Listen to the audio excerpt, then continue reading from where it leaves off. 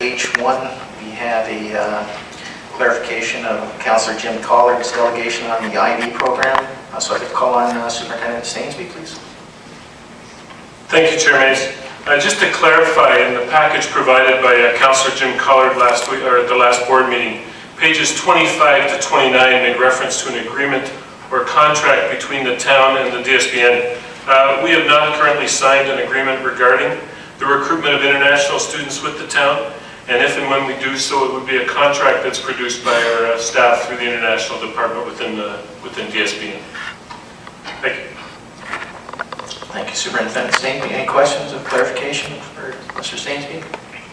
Seeing none, then we'll move on to item H2, verbal update on the telephone listing. So I could call on Superintendent Jane Roth, please. Thank you, Chair Mays. We were asked to investigate two items at the last board meeting. The first one being the omission of Niagara District Secondary School from the 2008-09 Yellow Pages. And we looked into that, and we want to first clarify that Niagara District Secondary School has always consistently been published in the White Pages. The purchasing department is responsible for that, and in consultation with the principals, they confirm what the listings need to be. In the past, the White Pages then were the basis for the Yellow Pages. However, what's happened since is that the White Pages and the Yellow Pages are no longer the same business. They're two separate businesses, so they don't get the same information. So the Yellow Pages then are entirely put in by the Yellow Pages. The board doesn't have any input on that whatsoever.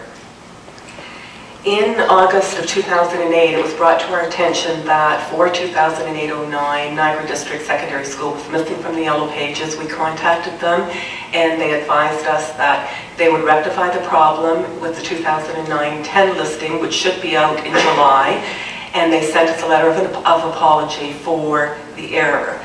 The second item that we were supposed to look at was a claim that a staff member from DSBN called the Yellow Pages in 2005 and asked to have Niagara District Secondary School removed from the listing. We again contacted the Yellow Pages, we talked to them, and they confirmed that there were two orders that they got. One was the most recent one, the 2008-09, when we contacted them to say this year's was missing, and the other was again in June 2005, but what happened was one of our staff had called to say, please put Niagara District in. It was never a call to remove Niagara District from the Yellow Pages. In fact, it was quite the opposite. So hopefully that clarifies the questions that came up last meeting.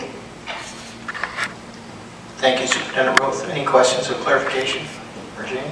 Trustee Lynn Campbell. Thank you. Superintendent Roth, did you say that when the person called in 2005, they were trying to get the number put in the phone book? In the Yellow Pages? Yes, that was, one of the staff members did contact them to have them to insert Niagara District into the Yellow Pages, not to remove it. And it didn't happen?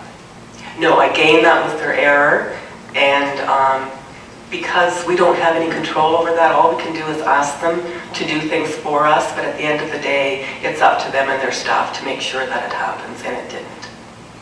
So do you think that the DSBN employee was trying to get Niagara District on the regular Yellow Page listing instead of the alternate school and lifetime learning listing? Or? Unfortunately, I don't have the information as to which listings she was speaking about at the time. We can find that out for you. Okay. Okay? Thank you. Thank you, Jane. Thank you, Lynn. Moving on to item H3, you recall at our last meeting we had a delegation from the Lord Mayor Gary Burrows requesting a meeting between the DSBN and the town of Niagara-on-the-Lake. They originally requested a meeting on Wednesday, May 13th, which is tomorrow evening. We've informed them we've been having conversations, I believe, since the day after the meeting, to the effect that we don't have enough people. There's many conflicts on Wednesday, tomorrow night, so we've suggested alternate dates, and we're still in negotiations or consultation with the town, and we haven't, as of today, we still haven't set a date. We've suggested a date prior to their council meeting, so we know. We have usually no conflicts on Monday, so when we have some more additional information, I'll share that with the board. But that's where we're at this point. If there's any questions, I'll gladly answer them if I can. Seeing none, then I'll move on to item I, ratification of business conduct.